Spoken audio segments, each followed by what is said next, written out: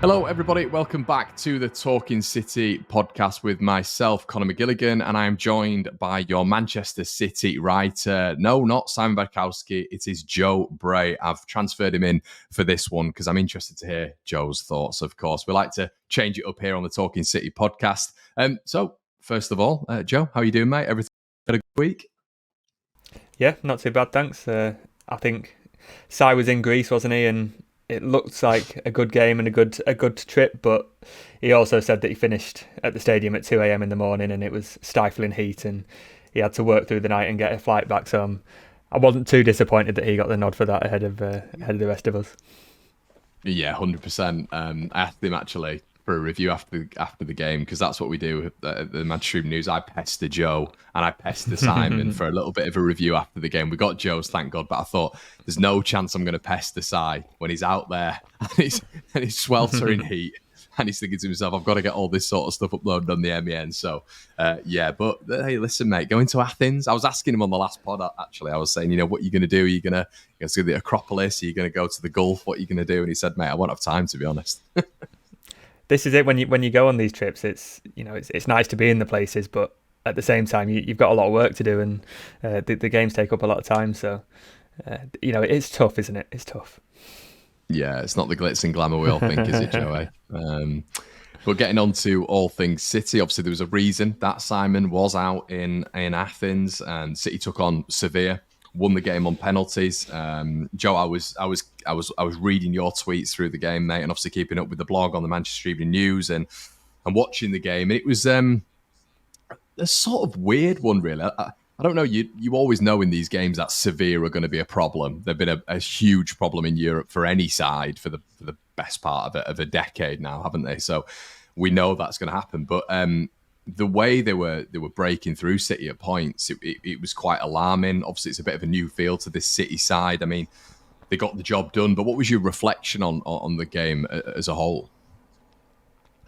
I'm going to try and be positive because that video I sent you, and I've done a couple of other podcasts and stuff, I've been a bit negative about the City performance, but they came back with the cup, didn't they? And that's all they needed to do. And considering they had so many players out, I mean, for example, in the Champions League final, 5 starters from Istanbul were missing in Athens. So, and they weren't just any old starters. It was your captain Gundogan, De Bruyne, Bernardo, Diaz, and Stones.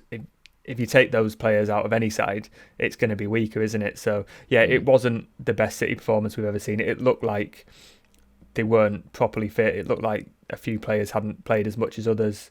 It looked like they were playing in 35-degree heat at 10, 11 o'clock at night. I think we've got to take all that into account. And like you say, Sevilla know what they're doing in Europe. I mean, City beat them very comfortably twice last season in the Champions League. But I remember being in Seville, and Guardiola before that game said, we dream of having Sevilla's record in Europe because they are so good.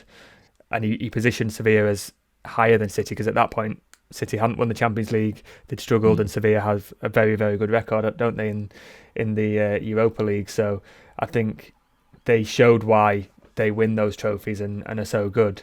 They picked City off on the counter-attack a few times. They scored a very good goal that just broke through the lines. It wasn't a good goal for City to concede because it went from goalkeeper straight to the centre circle, then out wide, and then across into the box. Guardiola will not be happy with that at all. But it was a very good, well-worked goal from Sevilla's point of view. And it was just another example of taking advantage of the sort of inexperience in that City side. You could see En-Nesyri move. He pushed Akanji out of the way, moved in between Ake and Gvardiol, who was making his debut. Those two players obviously haven't played together, and planted his header in the bottom corner. So I think they were a bit more streetwise, but City did well and deserve credit for coming back into the game. And I mean, we'll talk about Cole Palmer, but he was very, very good. I think City did what they have to do, and they also scored 5 out of 5 penalties, which is unheard of for a City side, and especially after the Community Shield where they missed 2 out of 3. It was to win a penalty shootout and lift another European trophy is not to be sniffed at. So yeah, let's stay positive rather than the negativity I've had around that game for the last couple of days. Yeah, and who wants to win penalties in a glorified friendly, Joe? You want to win it where it matters, don't you? So that's what I've been telling myself anyway. So yeah, I think you make a nice little segue point there. Cole Palmer, who was once again another standout. Someone who's really coming to the party at the minute. I mean, me and Si were talking about it on the last pod, and it's don't know really what they're going to do with him. It's obviously with potential links elsewhere, which we all know about. Jeremy Doku's been spoken about quite a bit. That you do wonder what they're going to do with Cole Palmer, don't you? Is he going to feature? Is he going to be that replacement for Riyad Mahrez, or is he going to go elsewhere? But as we've spoken about prior, after the game, he was saying that I want to play regular football. So Man City have got a decision to make, haven't they, Joe?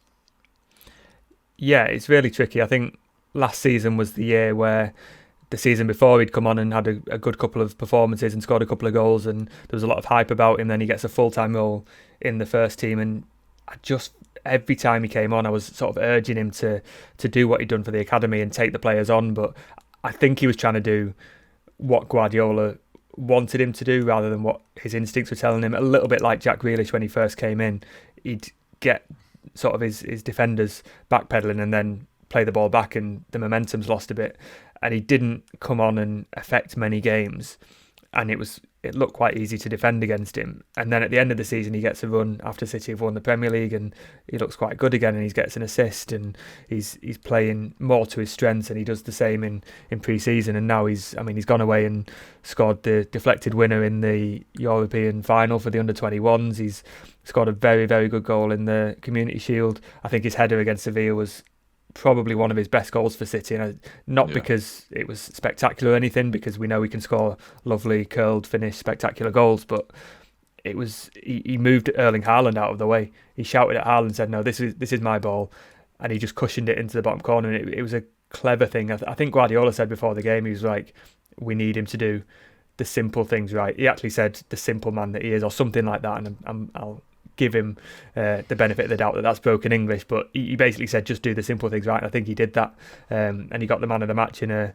Super Cup final. And this is where you think, right, go on, build on this. And then he comes out and says, well, if I'm not going to play, then I might have to leave. And Guardiola says he's not going out on loan, and he's either going to stay or he's going to leave permanently. And it feels like he's built up a bit of momentum, and now he's at a stage where he's got to make a decision. And there is a chance for him with Riyad Mahrez gone and De Bruyne injured, where there is going to be options and minutes available on that wing, assuming that Bernardo is one of the players who will play more centrally to cover for De Bruyne. That's an opportunity for him, but then, De Bruyne will come back and Bernardo will go back to the wing and he's not playing again. So I can see where he's coming from. If they bring in someone like Doku or someone else in the last couple of weeks of the transfer window, he's got a decision to make. But I don't know. Guardiola says a loan isn't an option. For me, that a loan to somewhere like the Bundesliga or Spain seems like something that would suit him. He can play regularly, do what Tommy Doyle and James McAtee did last season, show what he can do, and then come back. But if that's not on the cards, then it'll be really interesting to see what happens in the next couple of weeks. Yeah, it would be when you're scoring a goal in the Super Cup final, your performances are getting better and better and better, and you're on like a bit of an upward trajectory at the minute. I'm with you. It's a bit odd for me that there doesn't seem to be that crying out loan option for him. It's obviously, City are very, very specific with who they loan their players to as well, like we know well. But yeah, for it to just be a permanent transfer potentially or nothing, it seems a little bit, I don't know, it seems like City could get a lot more out of that player and sending him out as a permanent transfer. You feel like that maybe could be a rare City mistake. When they sell these players, they always have buyback options, don't they? And True. You look at Romeo Lavia, who's just been announced as a Chelsea player. There was a buyback option on that, but City will take the sell-on clause instead. If Palmer did go, you would be very confident that there would be a buyback option, and if he does well wherever he goes, they would have that option. But say they sell him for, I'm just plucking numbers out of my head here, say they sell him for 30 million, the trend of players leaving and doing well, Lavia's just gone for 60, they would have to buy him at a much higher rate than they sell him. So yeah, it's an interesting one, and it feels like he's finally getting noticed and making an impact. But yeah, what happens to him, I don't know, and what the right thing is for him, I also don't know. And there's interest from the Premier League, so you look at somewhere like, I don't know, again, plucking a random name, Brighton, that feels like it could be a really good place for him to play football, but Brighton are going to be pushing the top 5 or 6 this season again, so do you want to hand them a weapon that helps them, potentially, rival City for what they want to do this season. I don't know. So it's a really tricky one, and probably one to watch in the last couple of weeks, because it's crept up on me, this deadline. It's coming up in less than 2 weeks now, and City have got quite a lot to do. Yeah, it always seems to creep up, doesn't it? I mean, one thing that City fans, and obviously, we as people who cover City are obviously, gutted with is Kevin De Bruyne, because, we all love watching him play. He's a mesmeric footballer. Him being out for such a long period of time, Joe, you always feel like City can get through these phases, but with Kevin De Bruyne, the impact he had last season, especially in the latter half, after Pep Guardiola had his famous words to say about him in the press conference, it feels like that is naturally and always going to be a huge void, isn't it, in this Man City side? I mean, what are your general feelings on him being missing for such a prolonged period? I think the only positive is that it's at the start of the season. We saw how effective he was at the end of the season when, by his own admission, he was playing with a broken hamstring. He'd got City through those Champions League games and those Premier League games to win the title and the European Cup. So to lose him now, City can get through, and then he will return when City generally get their act together in sort of the autumn months and winter months. So that's a positive. But we saw what happens without De Bruyne in the Super Cup, where it just looked a little bit disjointed. There was no one taking that ball from midfield to support Erling Haaland, and Phil Foden got the nod in number 10, and we all want to see him play in midfield and do really well, and this is an opportunity for him to play there. And he was supporting both of his wingers in that sort of roaming role, but he just left Erling Haaland completely isolated, and Haaland didn't have a shot on target, or I think he had one shot that was blocked in the whole game. And you want more from Haaland, but it's up to the midfielders to get the ball to him, and De Bruyne is always looking for him. And I think it will be quite difficult for the combination of Foden, Kovacic and probably Julian Alvarez to do that, because there's not an obvious replacement. Bernardo can play there, but as we've said, he's probably going to be needed on the right wing as well. So it feels like there's a gap, and Guardiola said he might have to go back into the market, and you can understand why, not just on the basis of the Super Cup, but you look at those players who can play there, and there's no one who does what De Bruyne does. And yeah, there are players who do some of those things, and Guardiola called him irreplaceable, and I think he's absolutely right. It'll just be interesting to see who does that. It might mean that Julian Alvarez, for example, gets more games, but he's one who stays close to Haaland and sort of leaves a gap to midfield. So it'll probably depend on game by game what happens, and it'll be interesting. But yeah, how you replace De Bruyne is a very difficult question to answer, isn't it? Do you know what's interesting? Who you didn't properly mention there. Why do you not mention Phil Foden centrally, out of interest? See, I would like to see him play there, but every time Guardiola's been asked about him this season, he sort of poured cold water on it and said, oh, well, yeah, Phil can play there, but he can play somewhere else. And, we were expecting Foden to really play centrally after what he did at the end of last season and in the Champions League final. And he played there a couple of times in pre-season. And then Guardiola, he just see that you get the mood from the manager that he's not convinced yet, and maybe he would want to trial Foden there with someone like De Bruyne and with that experience. So, listen, Foden can go and play there, and for the next 3 months might be the best number 10 in the world. But the mood that feels like is coming from Guardiola is that he doesn't trust Foden there yet. And I would say from the evidence of the Super Cup, yeah, there were a lot of mitigating factors, but he didn't do what De Bruyne does, and you felt like he would be better suited on the wing. So I think that's going to be one to watch of where Foden plays. And without Riyad Mahrez, without Gundogan, without De Bruyne now, I think where Foden fits into that side is going to be a really interesting point to sort of follow over the next few months. Yeah, I agree. I just think it's that story, isn't it? It's that arc where it's like, obviously with De Bruyne being out, it's perfect for Foden, especially after the final, like you said, and how good he was. It's like, this is the time, but still Guardiola doesn't seem convinced there. And it's with the age he's at, it's almost like there needs to be a breakout season at some point. You feel like this maybe could be that gap. Yeah, and maybe there will be some games that are perfectly suited for Foden in that number 10 role. If there's, a low block from the defenders, if Foden can work those spaces, as we know he can do, that could be an avenue for him. The Sevilla game was a bit more open, wasn't it? And there was more space that he had to work and support both of his wingers. Like Cole Palmer needed help. He played very well, but he's a young player, so needed that support. And Grealish also needs players next to him as well. So I just felt that City left Haaland isolated. I think Grealish said that they moved Foden around. So instead of being sort of the right-sided centre-mid pushing forward, they switched into the left in the second half, and it made a little bit of a difference. But again, they still didn't get Haaland involved. So I can't tell you what the answer is, but on that 90 minutes, it didn't feel like Foden is there just yet. But we all know he can do it. We all know he's got that quality, and he did it in the Champions League final. So it's not to say he can't do it at all.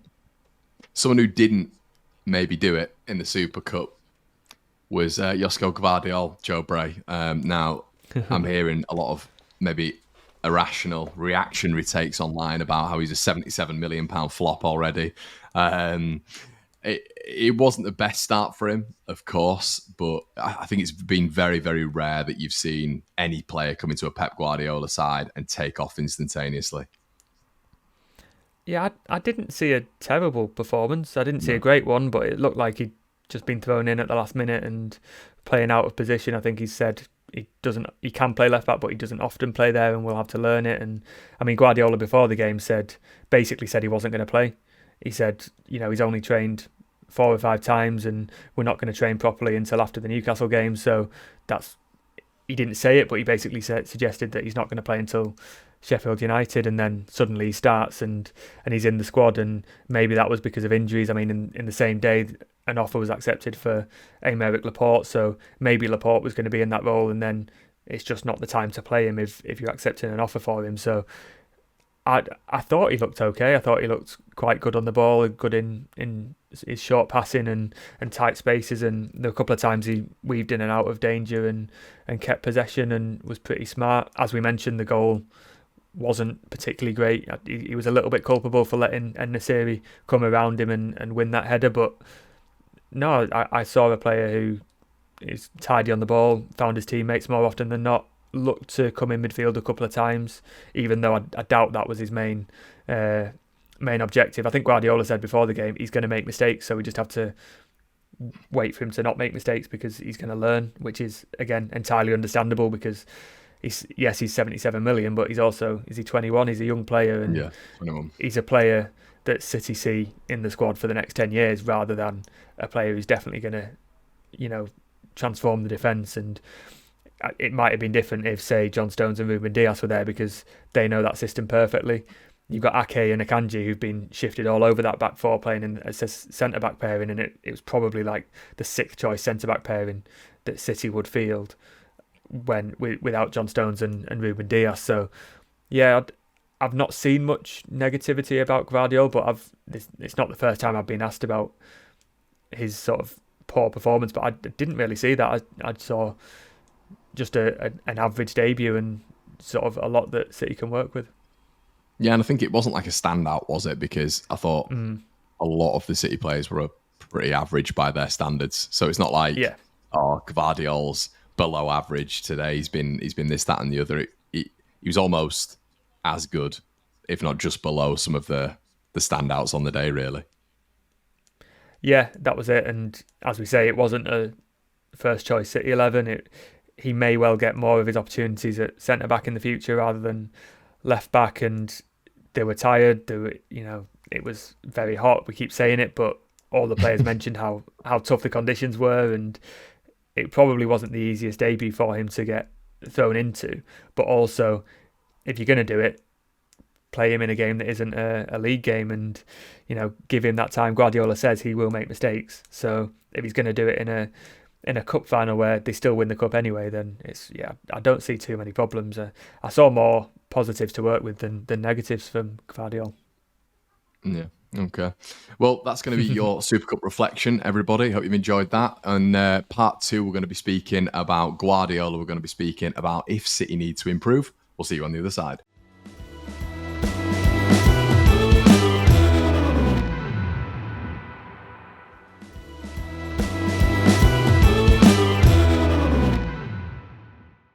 Hello, everybody. Welcome back to the Talking City podcast. We're here chatting everything Manchester City. And I want to pose a question to you, Joe. To start off the podcast, I was speaking to you about the Super Cup, and now we're getting into even more reflection.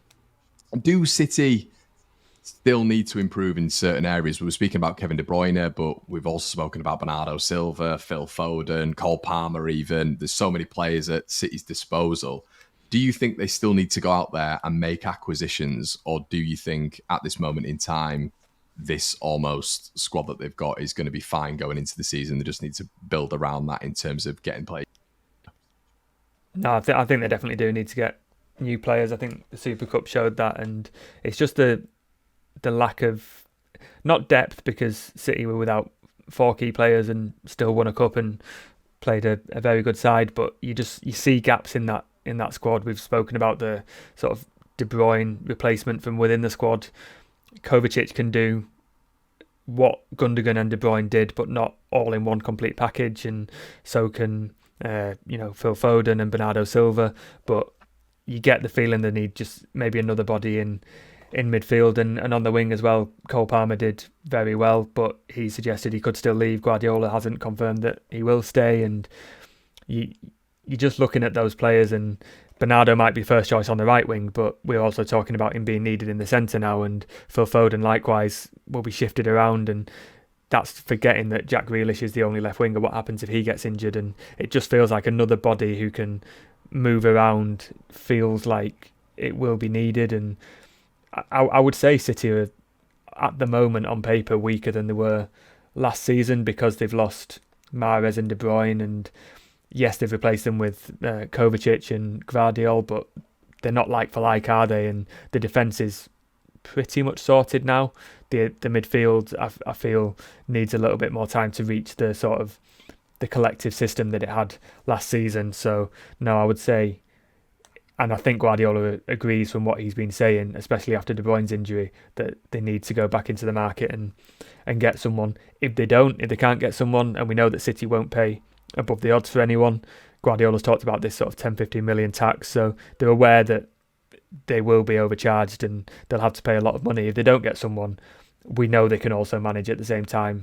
Guardiola will make it work, whatever happens, and there is a challenge. He said 2 or 3 times now since De Bruyne's injury, it's an opportunity for someone else to come and show him why they can play in that position and what they can do. So I'm not going to sit here and say that Calvin Phillips is going to be a perfect replacement, but there is now more opportunity for someone like him to play in midfield. Can he do it? You're waiting for these opportunities, and some players will take them and some won't. So I think they need something else for sure. But I don't think it's the end of the world if they don't get someone. Yeah, and someone who you failed to speak about there as well, Joe, who slips my mind a lot as well. It's Gundogan as well, isn't it? You're looking at Gundogan, you're looking at Gundogan, you're looking at obviously the players that you mentioned as well. It's not just avoiding quality, it's also avoiding experience, isn't it, as well? And that's you do feel that it can't just be like Kovacic as the replacement in there, especially as we were speaking about in terms of that midfield complexion, about maybe Pep not being too sure on Cole Palmer, not being too sure on Phil Foden. It's like it does need maybe someone to just tie it together a little bit, or one or two to tie it together a little bit. Yeah, and what you lack without Gundogan is that experience across 3 or 4 different positions. He's been with Guardiola from the start, so has Kevin De Bruyne. They can play defensive midfield, attacking midfield, false 9. If they were to play out wide, they would know what to do and come inside. That is the sort of versatility that Guardiola wants. And of course, you're not going to get that from Mateo Kovacic because he's only just arrived. He's a very good player and he's shown glimpses of what he can do. But I was asked yesterday why they signed him, and he doesn't look very good so far. And I was thinking, well, he's not been terrible. He's not set the world alight, but he's shown what he can do in defence. He's shown that he can burst forward, and there've been quite a few passes that have just fell short of Erling Haaland, but the idea is there. So I think there are players who can do it, but at the same time, it's the experience of just knowing completely intuitively what they have to do. If they need to change position within games, they can do it. Gundogan and De Bruyne, they're gonna miss that. And if we're going to see the defenders pushing forward again, the players like Rodri, Gundogan, De Bruyne know exactly where to be and how to adapt to that. And it will take time, of course, for Kovacic and even Phil Foden to know what to do in those situations and adapt. So yeah, I think it just needs time, and we might see a situation where City do stutter for the first few months of the season, but as we know, they come alive, don't they? And when it all clicks, they're very hard to stop. So yeah, it's easy to be a bit sort of negative and pick holes at the moment, but we are forgetting that the majority of these players have won the treble and know what they're doing and are very, very good footballers. So I'm sure they will make it work, even if it's maybe not as coherent as it was towards the end of last season. Yeah, I actually think, Joe, you were just talking about it's easy to be negative, and you're right. But I mean, the crazy thing is, it's like, I mean, how can you be negative about this bunch? It's ridiculous, like breaking records left, right, and centre. I personally think, and I don't know about what you think about this, but there's been a switch in mentality. I think you've heard Grealish speak about it, Akanji as well, about how they're hungrier than ever. You've obviously seen the little things which you pick up on as you cover City, of like, Erling Haaland going off at half time the other night, and Guardiola almost barking at him. And there's a hunger there still. And not that there was a poor mentality whatsoever, but there feels like there's a mentality switch now in terms of, oh yeah, we've won the treble. Like, this can keep going. Like, we are this good. And I almost think that understanding is just going to aid City in terms of just getting better and better and better. Like, inconsistency in football is just huge, isn't it, Joe? And I just think that this side, I firmly believe they're going to start the season actually quite strongly. And like you say, when De Bruyne comes back and maybe a few more additions come in, I think in a strange sort of way, the spotlight has been on Arsenal, obviously with the signings that they've made. But this Man City side, it just doesn't seem, the machine doesn't seem to slow down. Yeah, and there's a reason that every single pundit and fan is predicting City to win the league again, because they know how to do it. And even when they look like they don't and they've lost players, and every season they lose a key player, but they still manage to find a solution. And they've won the league 2 years in a row without a centre forward, so they can do it without an attacking midfielder. Surely I think it's because City set the standards so high that we're saying, well, they're not as good as they were on the basis of a couple of early season games. Of course they're not, because A, it's the start of the season, and B, they were so good at the end of last season. So City not being as good as they were are still a very, very good side, and one that everyone wants to beat. And you look at the Super Cup and the Champions League final, City weren't able to play their brilliant flowing football, and they didn't get Erling Haaland involved in either game, really. They've still come away with 2 European trophies. They've got that mentality now that no one is going to beat them. And against Sevilla, it wasn't clicking, it wasn't going well. They rode the luck a little bit, but they kept going. And when it mattered, they stepped up in the penalty shootout, when they've got a horrific record at penalties, and scored 5 out of 5 and didn't really look like missing. So, it's easy to look at that game and think, oh, well, they didn't play that well, but they've still come away with the cup, and they've got 2 European trophies. The team that everyone wants to beat, and in the Premier League, then everyone is. If you want to win the Premier League, you've got to beat City. So as I say, let's be positive, because City are the best team in the world and will continue to show that, even if they've lost a couple of players. Yeah, and a lot of rumours at this moment in time about Bernardo Silva in potentially signing a new contract at Man City. How imperative is that for the citizens going forward, Joe? I feel it's monumental, isn't it? It could be the signing of the summer, really, because we've spoken about how big a loss he would be, and we've reported, colleague Simon Bajkowski's reported that he's on the verge of signing a new contract, which is huge, because every summer for the last 3 or 4 years, really, he's been wanting to leave and being open to leave. And it's a situation that I think is mutually respectful, because City have said, right, if you come with an offer, you'll be allowed to leave. And Bernardo's, when he's not been allowed to leave, has continued the season and given 100%. But he was critical to the treble winning season and playing on that right, and he kept Riyad Mahrez out. His sort of energy on that right as a winger, but also coming inside and supporting the other players. I think there was I can't remember the exact number of games, but against Inter Milan, Real Madrid, Bayern Munich, Liverpool, Arsenal, all these big games that City needed to win, Manchester United in the cup final as well, it was Bernardo, Grealish, De Bruyne, Gundogan, Rodri in the same side, and they won those 3 trophies because of those players, and Bernardo was a big part of that. So, I mean, you look at how he played against Real Madrid in that home game, he was unstoppable that day.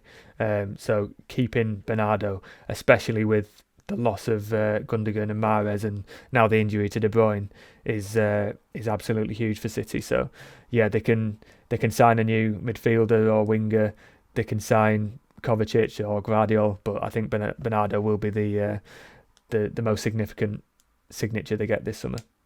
Yeah, 100%. I think his quality it's undeniable. I mean, I just remember last season when obviously they went down to Arsenal, beat Arsenal in that game, and he was almost playing left back, and it's like he can drop in anyway. You see him dropping between the 2 centre backs, don't you, and picking up the ball. It's in a strange sort of way. It reminds me a little bit of that sort of free roaming role that Messi had under Pep Guardiola in that Barca 08 side, where it was just you go and do what you want. And you feel like with Bernardo, he's just the classic example of just that midfielder doing whatever he wants, picking up the ball left, right, deep, and the forward line, false 9. It just doesn't really matter, does it? He's that good.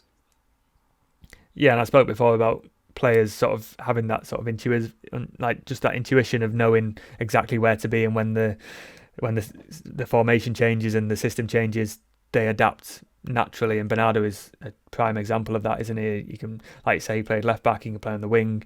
His defensive midfield work is really, really good as well. When he drops in there, say Rodri's going forward or something, he is a really good defensive midfielder as well. He won't play there because Rodri is so good, but no, I think Bernardo is sort of almost a perfect Pep Guardiola footballer, isn't he? And if he was to go anywhere else, it would be a massive loss for City. And you feel like he's at the best club and with the best manager to become even better as well. Do you know what we need, Joe? We just need to bring that Lisbon sunshine to Manchester, and I feel everything will be sorted for Bernardo. I think that'd sort him out. That's it. Yeah, that's it, mate. That's it. That is as easy as that. So, right, guys, we'll leave it there for Act 2. We're going to be back in Act 3, where we're going to be speaking fantasy football, transfers, and, of course, score predictions for the weekend. Don't go anywhere.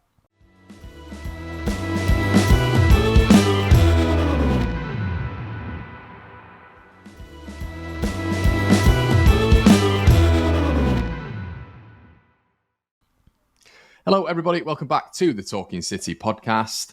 Straight into it. Lucas Paqueta, Jeremy Doku. We spoke about players that Manchester City, positions and profiles, I should say, that Manchester City potentially need going forward, Joe.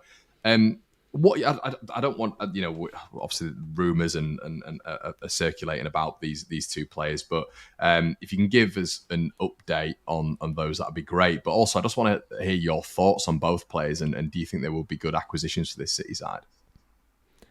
I mean, in terms of an update, it just seems like City are interested, but it's dependent on a lot of factors, isn't it? And as we said, they won't be held to ransom by any club, and they will have the valuation. And City have been clear in the past that they will walk away if a team asks for too much, even if it is at the cost of a sort of a key position. So yeah, it feels, I don't know, just from the outside, more likely that they will get one of these players just because, or they will move for one of these players just because of the De Bruyne injury, and it's a bit more necessary now rather than, oh yeah, we'd like them as in the squad. Paqueta's a weird one. He doesn't seem to me like a player worth that money. He's not a bad player by any stretch, but he doesn't strike me as an £80 million player is being reported.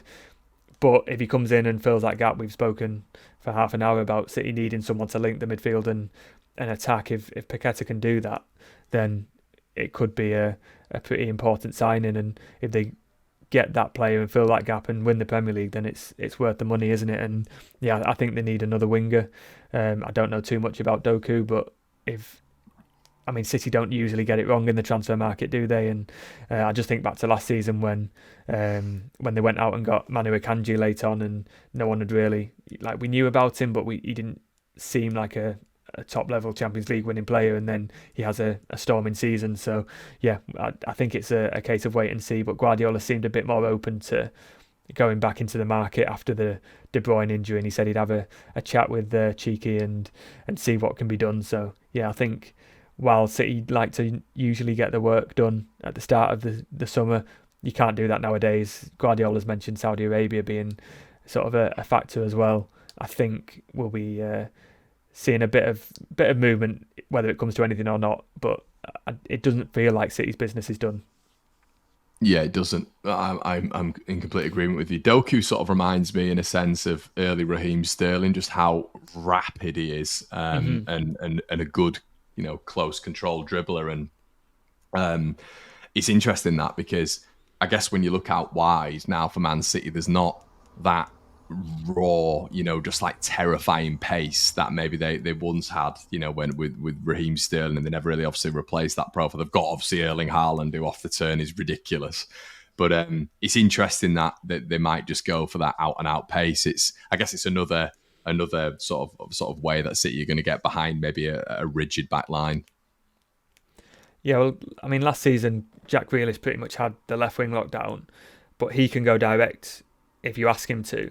And it seemed like sometimes they play Phil Foden as a winger to try and get a bit of pace in an attack. Other times they'd go with Grealish and Bernardo, or Grealish and Mahrez, and that was a lot of a slower build-up where both would come inside and slow the attack down. Now Mahrez is gone. Foden might be moved more centrally. It seems like that slower attack is sort of the only real option that City have. Grealish on one side, Bernardo or Palmer on the other, cutting inside as they naturally do. So it could be just another option for City if they do get a player who wants to reach the byline, just to do that. I mean, in pre-season we saw Kyle Walker sort of being used as the pace outlet on the right wing, and he can do that, but he's also primarily a right back. So I would say having another option in attack is something that Guardiola often likes. So it would make sense in that regard. The Paqueta thing's unusual as well, isn't it? It's like the valuation you see, and it's like, obviously they paid 100 million for Jack Grealish, but that was a release clause. Very, very un-City-like to pay that sort of money you'd expect. Normally it sort of is around about the 40, 50 million, 60 million max when you're looking at City. Obviously the bargains that they brought in last season as well, Akanji being the prime example, for about 15. It's very, as you were just saying, Joe, very un-City when it comes to evaluation, isn't it? It is, but I feel like if he was worth 40 million, you'd say, do you know what, that's a good signing. It also feels like valuations have gone up quite a lot. I mean, Chelsea they've paid about 100 million 3 times now, haven't they, in about 12 months, and Declan Rice is 100 million, and every time one of those players moves for that amount of money, then I'd imagine everyone else's valuations go up as well at the same time. And yeah, it's probably going to be one of those where West Ham don't need to sell, City need a player. Guardiola said people always add on 10-15 million when City come calling. So it's not the end of the world. City made quite a lot of money in the transfer window this season through sales and sell-on clauses, and a couple more could still go. So I don't think it's the worst fee they'd ever pay, but even a couple of years ago when City they don't really pay over 60 million, it feels like now they paid 77 for Gvardiol and potentially a similar amount for Paqueta. I think it does feel a bit un-City-like. Yeah, it definitely does. So I guess that might influence my fantasy football picks for this week. And I don't know if Si told you this, Joe, but I had an absolute hellish week when it came to Man City. I had I had Kevin De Bruyne. Oh no! And there was another one, wasn't there? There was another one who was injured. Was it Diaz? Am I going mental? There was 3 of them that were all Diaz didn't play. out. No. Was it not Diaz? There was one of them. I can't remember who else it was. Stones. Was it Stones? Have I said Stones? Stones. Yeah, Stones and Diaz weren't in the squad. Yeah. I had an absolute shocker.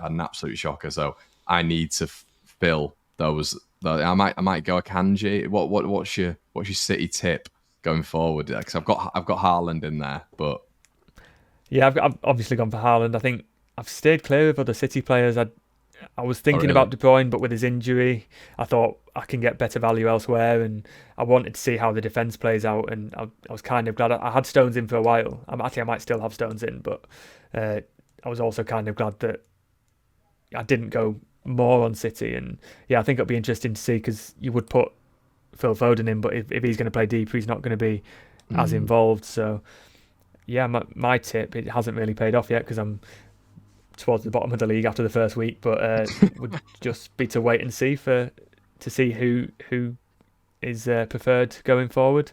I don't know. I can't really. You can't predict who's going to play, can you? Maybe Kyle Walker, but he doesn't get many goals or assists. The rest of the centre backs and full backs are quite sort of fluid in how much they change. The midfield, there aren't many sort of point scoring options there because Rodri's the only one who's guaranteed to play. So yeah, I'm not too sure. I can't really give you a tip, I'm afraid.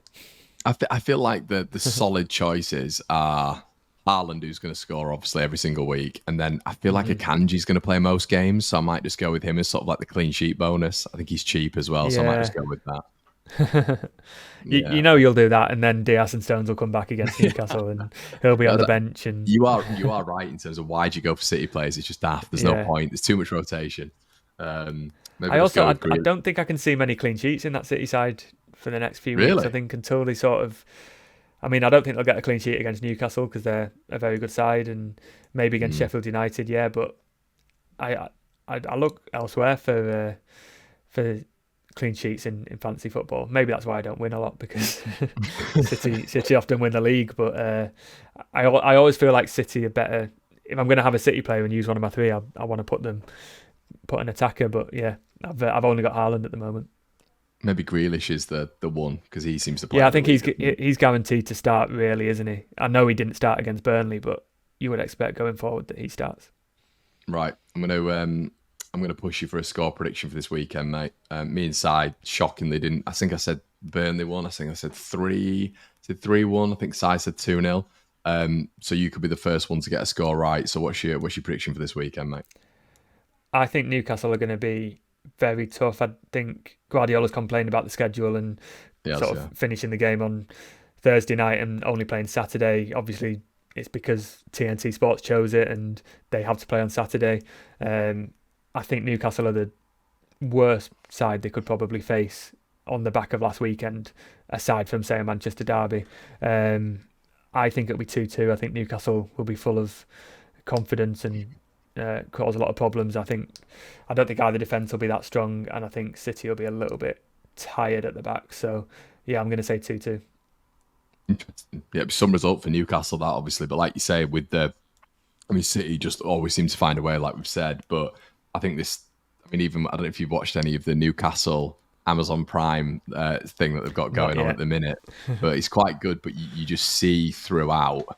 Similarly to when you saw throughout with the City documentary, the specifics, but Eddie Howe is so diligent, but the primary thing that he focuses on is fitness. Fitness is just huge for him. So you do think to yourself, obviously with Newcastle, with that week break, City having an absolute arduous task of getting back from Athens after playing, like you say, in what 35-degree heat. It's going to be a real test on the players, isn't it? And I think it'll be interesting. Once again, it's a stumbling block, Joe, where you're thinking to yourself, one of the worst teams City could play, but if once again they come through that with a win, it's another tick on that sort of like marker, isn't it? Yeah, no, like last season at a similar time, I think it was 3 games in, they went to St James's Park and drew 3-3, and Guardiola had been saying for ages, watch out for Newcastle, and people saying, oh well, City haven't won here, and that's a mistake. Looking back, that's a very, very good point, isn't it? And I think a draw would be a decent result for City, because I think Newcastle are going to beat a lot of teams this season, and they look a bit more complete at the start of the season than City do. So yeah, I think a score draw. So yeah, I'm sticking with 2-2. Good stuff. I'm going to go with the 2-1 City win because I'm sick of your negativity, Joe. I started by saying I'm going to be positive, and then I said they're not going to win. So yeah, but everybody on YouTube as well, let us know your comments in the section below if you are watching this in living colour, quoting Dan Murphy, our other host. But guys, we're going to leave it there. Thank you so much for stopping on by. You can catch this on all your favourite podcast providers, of course. Make sure you leave us a 5-star rating, and we'll be back on Monday to review Manchester City's game against Newcastle. Guys, thank you so much, and we will catch you in a bit. Cheers.